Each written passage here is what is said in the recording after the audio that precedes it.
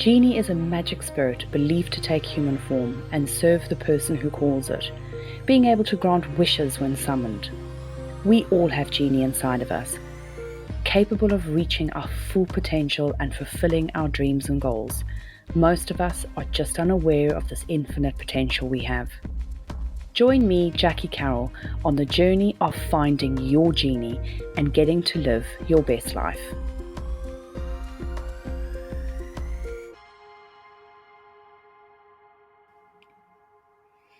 Hi, I'm Jackie Carroll, founder of Mind Immersion, a virtual reality platform which helps you step into the best version of yourself, and your host on Finding Your Genie, the program that shows you how to reach your goals, manage your emotions, and have the life you want. Welcome, everyone. So today I am here with Patricia Raskin. Host of the Patricia Raskin Show is a nationally recognized multimedia radio talk show and podcast host, and is an award-winning radio producer, business owner, and leader. For 4 decades, Patricia has been a pioneer and trailblazer for positive media messaging. She has given voice through the airwaves to help people turn obstacles into opportunities and challenges into solutions, and has interviewed over 5,000 people in her career. She coaches and provides consultation to clients who want to create or improve their own podcasts. Patricia's programs focusing on positive living have aired on Fox, PBS, NPR, and Cumulus affiliates. The Patricia Raskin Positive Living Show is currently heard on voiceamerica.com and iTunes. And Patricia's new podcast, Positive Aging with Patricia Raskin, is heard on Rhode Island PBS.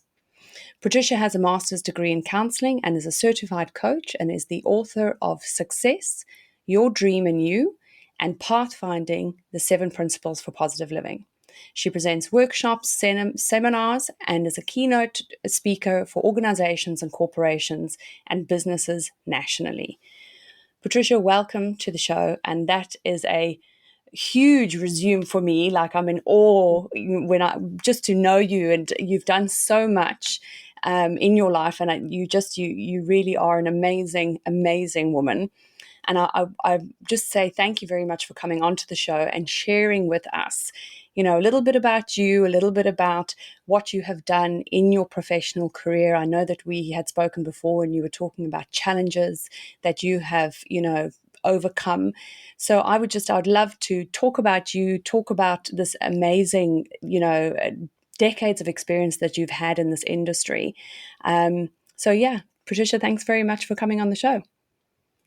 Yeah, I mean, Jackie, it's been a long career, and I've done other things in between just hosting, in terms of coaching and teaching other elements, but it's always been about profiling and highlighting positive people who are making a difference.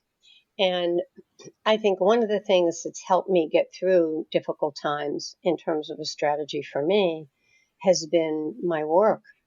Because when I interview these amazing people, I'm listening to them, I'm taking it in, and it's really, it's making an impression. And after you've interviewed as many people as I have, and you do it over and over, it starts to change the way you think and behave. But again, it's a focus that I've always wanted. And so I think that that's made a difference, is the practice in anything. You want to be a better athlete, you just exercise. And so this has really been practice for me to learn and to grow. The work I've been a pioneer in the work for 4 decades, because I started doing programs, when it wasn't fashionable, and when the norm was, if it doesn't bleed, it doesn't lead. And people would say to me, nobody wants to hear this. They want to hear negative sensationalism. And that certainly has changed over the decades, because there's so much uncertainty in the world and so much anxiety that people want to hear this because they want to feel better. So it's something I've stayed with. It's been challenging because many times when you're a trailblazer, you don't have somebody ahead of you. Now, today, so many people are doing this work, but I think that many times when you're creative and you're doing something that's kind of your own, if you will, then it's it's different. You're following kind of your own thinking and your intuition. Certainly, we want to look at what are the guidelines, Mm. what's going on out there in the world, what's important. But again, that creative aspect is rewarding, but also can be tricky because it's not following kind of a linear path, right? Kind of moving up and down. So I Yeah. think that's really what we're looking at. I think it's been challenging in all of that, and it's been very rewarding as well. Yeah, I love what you said. When you're talking about trailblazing, and like a lot of people, they don't want the negative media anymore because people want to be inspired. They want to be inspired to be the best version of themselves. And how do they do that?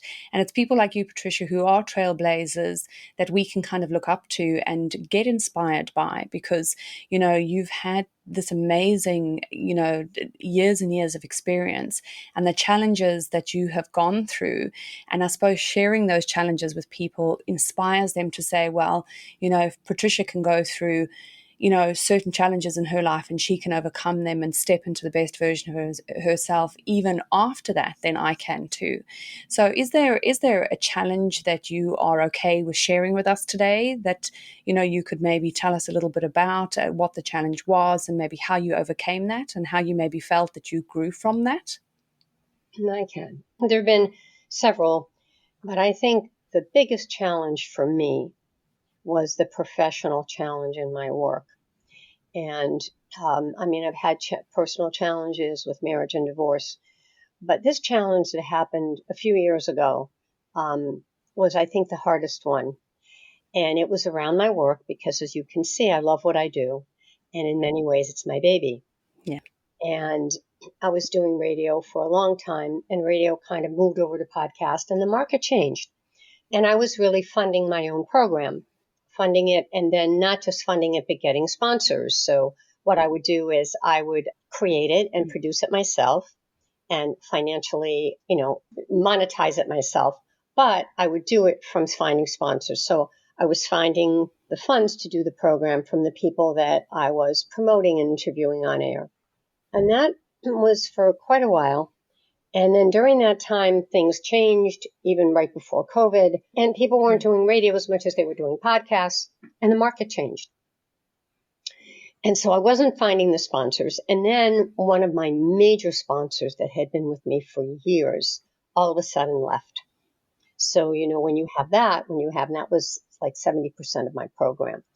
So it was a real challenge, and it was a Mm. real struggle because now it felt like everything that I had worked for came to an end.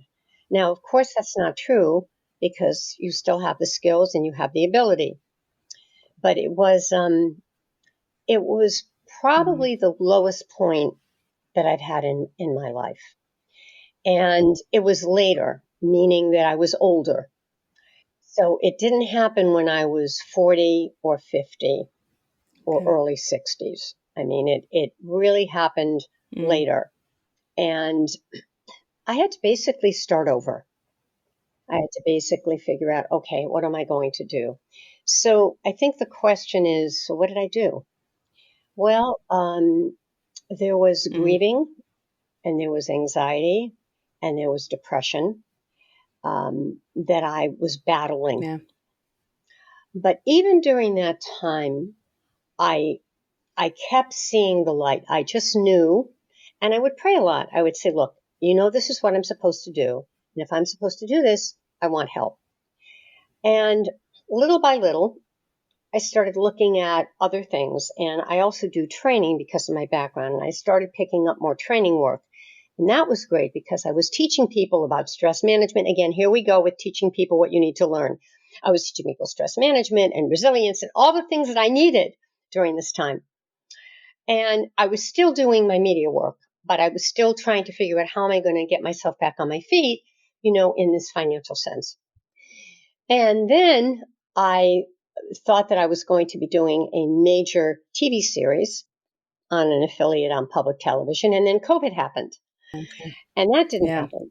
But then a couple years later, which is actually in the present moment, because of everything that's changed from television and radio to podcast, is that TV series got transformed into a podcast. And so now, Mm. 3 years later, that's what I'm doing. So Okay. now that dream transformed and morphed into something that actually is better, because when you have a podcast, you can reach everyone. Whereas when you just have the TV series and it's local, even though it's a major station, it's harder to bring in the people, unless you have big dollars to bring in the national figures, and they don't always have time to come out. And so it really, in the long run, when you look back, um, I'm still on track. I'm doing the work I love. I'm doing training and I'm doing the media programs, which is all within my wheelhouse. But I think the important thing here, Jackie, is how did I get through it? And where am I now in looking back? I certainly would never want to go through this again. Yeah. So let's certainly put that on the table. Mm. What did I learn from it? Well, I learned about what my self-worth is. I learned about being able to command what I'm worth and not just put everything into something without really spending more time analyzing. And Yeah. I think what happened is that this work became my baby. Mm. So it was like saving a baby who was dying. Yeah. And so what I did is I put everything into it. Yeah.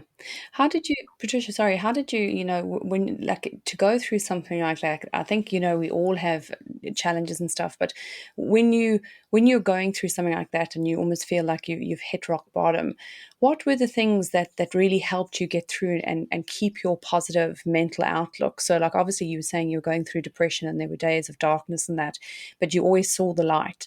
How, if you could give somebody like how did you do that? How did you keep onto that light when things seemed so dark around you? What did you use to help you?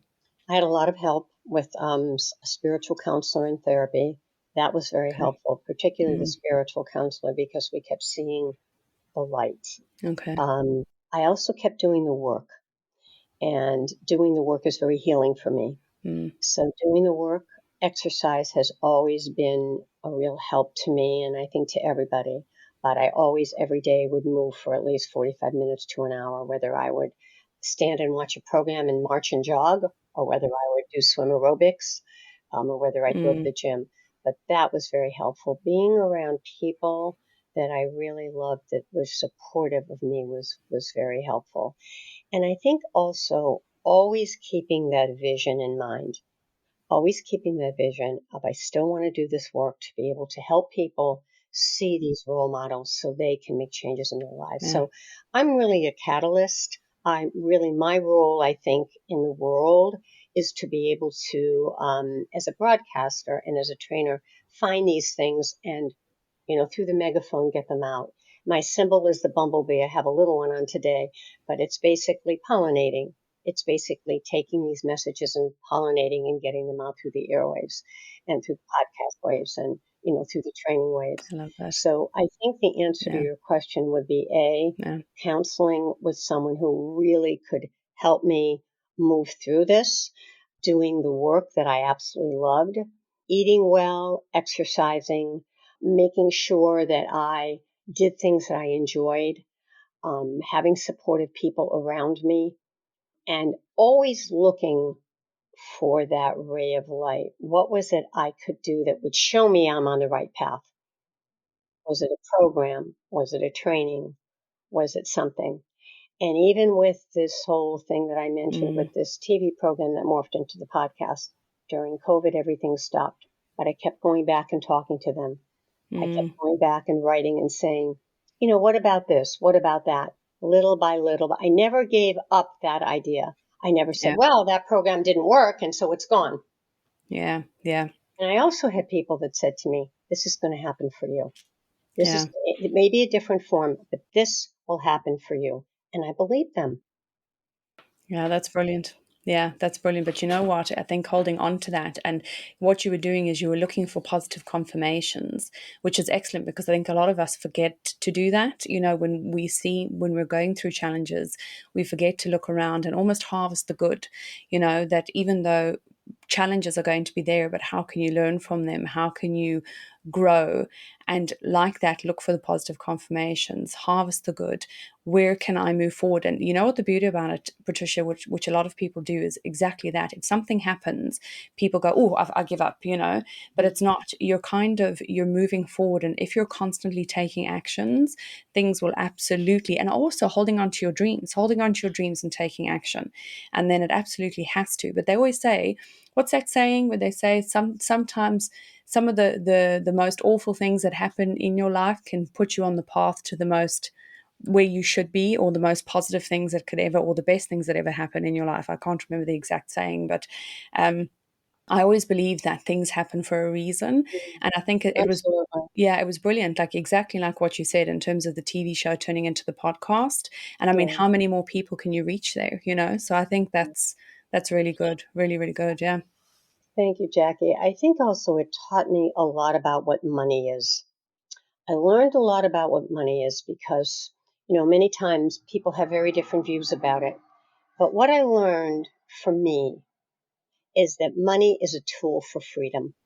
Yeah. It's not about diamonds and jewels. And when I do my webinars and I ask people about what they value, they don't say, oh, that house, oh, that trip, oh, that brand new car. They say, my family, my Mm, friends, nature, my pets, my groups.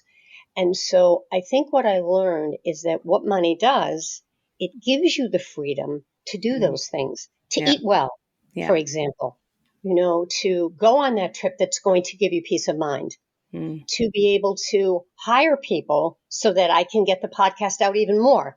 yeah. And so that's really what money is. And it is freedom and it is a tool. And I Mm, think if we can use it in a positive way, it gives us a lot of power because we can always also help a lot of people. yeah. Now, we also want to use it wisely. It's like food, right? We Yeah. don't want to eat 5 desserts because it's going to make us feel sick, right? We want to maybe eat one or half of one.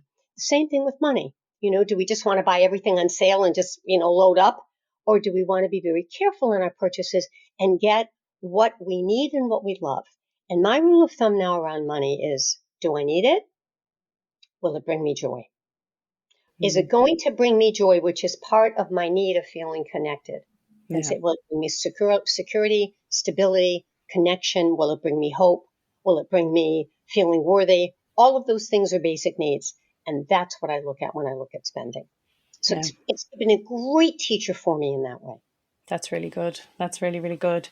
So if you were to, if there was some kind of advice that you could give your younger self, if you could go back, what do you think that would be? I think what I probably would have done would have maybe been to look at the resources I had in a different way.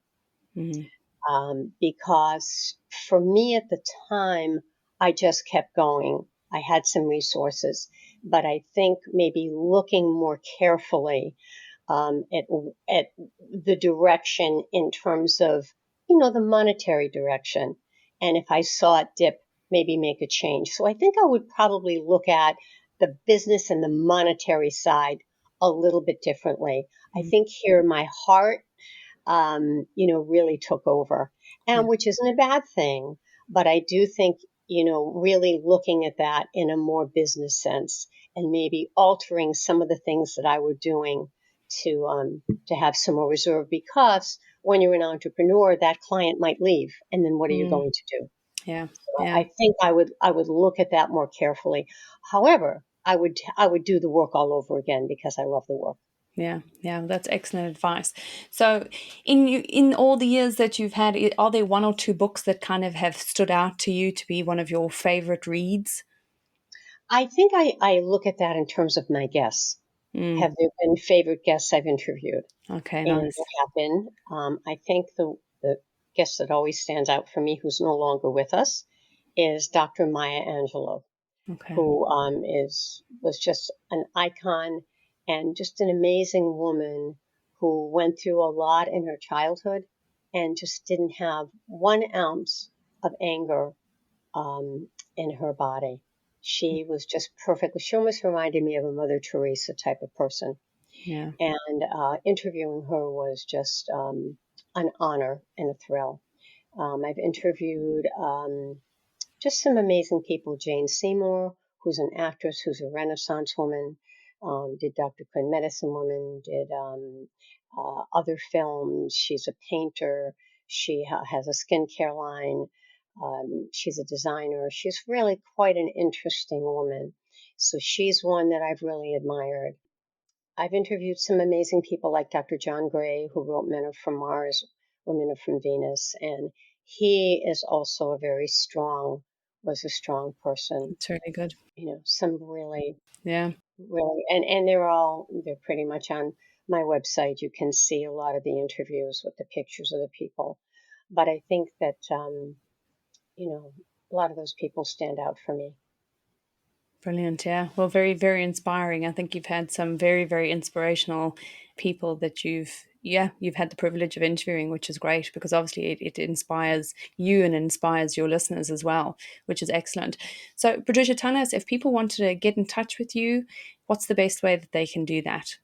Well, it's patriciaraskin.com. And right now I do have the podcast. Now I know this is an evergreen program, but it should be able to live on the Rhode Island PBS site, which is ripbs.org/positive aging. And my other podcast is voiceamerica.com, and you can just put in positive living and Patricia Raskin. But most of this you'll be able to get through my website. And if anyone wants to be on my newsletter list, they can see all these amazing guests I've had on, including you, Jackie, and you are also on my Positive Aging podcast. They can write to me, Patricia at patriciaraskin.com. That's fantastic. Well, Patricia, I just want to say thank you so much for coming on and chatting to me. I know that, we've had the reverse role where I've been on your show as well. And it's just been, you inspire me, Patricia, because I know your work and I know how passionate you are about what you've done. And every time we get on a call, I truly am. Your energy is amazing and you inspire me. And I do, if anybody, all the listeners who are listening to us talking today, I would highly recommend going on to Patricia's show because, I have gone through a few of your old shows and they've been great. So thank you very, very much. And let me just add one thing. It's never too late. Yeah. You can do this at any age, which I think I'm proof of. Well, you know what? The tenacity is amazing because a lot of people, they do. They kind of give age almost to say, oh no, I'm too old now. But you're 100% right. You get one life, one chance in it. Doesn't matter what the number is. It's how you feel and not the actual numbers on the calendar there. So I'm 100% in agreement. Grabbing life by the horns and stepping into the best version of yourself, which you truly have done. Thank you. Thanks, Patricia. Welcome. Thank you, Jackie.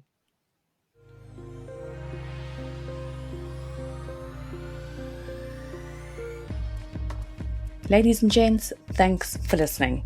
If you enjoyed this episode, got value, and had an aha moment and think this might do the same for someone else, then please do share it with others. Post about it on social media or just leave a rating and review. To catch all the latest from me, you can follow me on Instagram at Genie in a Headset and on Facebook at Gia, Giah International. And for all my YouTube subscribers, don't forget to hit that bell. Thanks again, and I'll see you next time on Finding Your Genie.